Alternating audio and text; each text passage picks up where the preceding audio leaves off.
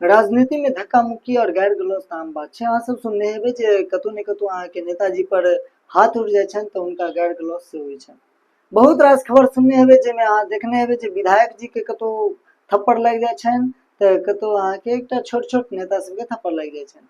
लेकिन आब हम बात करब जे भारत के लोकतंत्र में एकटा एहन सवाल खड़ा भऽ रहल छै जे राजनीतिक और सुरक्षा व्यवस्था पर बहुत पैघ प्रश्न चिन्ह उठा रहल छै। जी हाँ, अहाँ सही सुनि रहल छी और हम अहाँ के बताबऽ जा रहल छी वएह खबर जे आइ एखन ट्रेंडिंग में चल रहल छै। सबसे पैघ खबर छै जे जै व्यक्ति के थप्पड़ लगलै से कोनो आम व्यक्ति नहीं छथि। वो अहाँ के अगर कही तऽ केंद्र के सबसे पैघ मजबूत छथि और दिल्ली यानी कि भारत के राजधानी दिल्ली और दिल्ली सन के केंद्र शासित प्रदेश के अहाँ के मुख्यमंत्री रेखा गुप्ता जी छथि।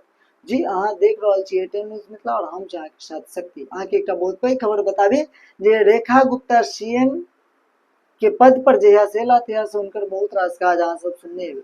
दिल्ली के किछु लोग बहुत ज्यादा परेशानो भेलथि तऽ दिल्ली के बहुत सारा लोग अहाँ के हुनकर तारीफो करै छथि। एहने बीच अहाँ के एकटा सुनवाई राखल गेल छलै जे सब सीएम अपन अपन जनता दरबार लगबै छथि। सुनवाई के दौरान राजेश भाई खिमजी नाम के एकटा व्यक्ति पहुंचे छथिन और रेखा गुप्ता के हाथ पकड़ के खींच लै छथिन और हुनका एकटा बहुत कही तऽ शर्मनाक थप्पड़ जे छै से हुनका जरा दै छथिन।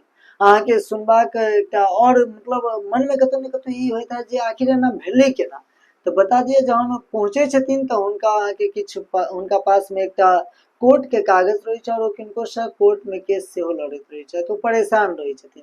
जहन पुलिस हुनका पूछे छनि तऽ पुलिस के बहुत रास बयान दै छथिन और ओ बतबै छथिन जे हम कोर्ट से परेशान छी, किछु भऽ नहीं रहल छै, न्यायालय में किछु हमर फैसला नहीं भऽ रहल है।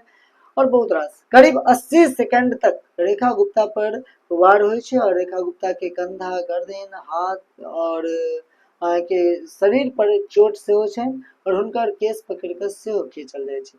जी अहाँ सही सुनि रहल छी।